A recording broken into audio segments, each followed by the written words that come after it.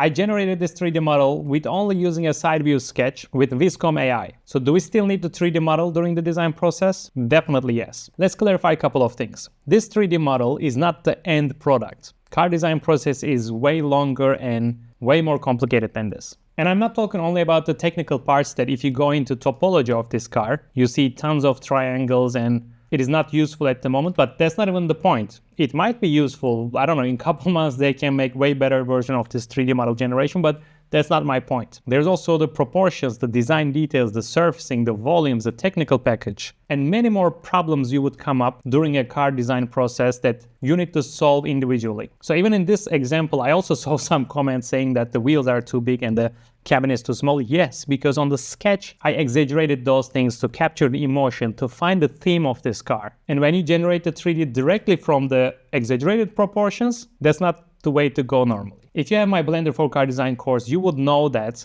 while transferring a sketch into 3D, you would need to change some dimensions and put your sketch in a more correct way to technical package. By the way, if you don't have my courses, right now there's a Black Friday discount until end of November. So you can learn how to model your own ideas in 3D. And if you are already a Blender user but want to step up your game, you can check my Advanced Blender course. What's the point of generating this 3D with AI if it's not directly useful at the end result? Is to support your process. That's what I love about Viscom. It's a tool developed by designers for designers. So we are still the designers. We are still the main character of the design process. And this tool is just giving you a 3D model you can use as a base. You can put it in Blender, you can see the different volumes without spending hours of modeling the sketch model. So now I can already see which areas I would change on this car. And while 3D modeling on top of it, I can definitely fix all the parts that I don't like. Same with the rendering and sketching. So Photoshop is still needed, Blender is still needed, sketching is definitely needed, it's an essential. And this, what you see,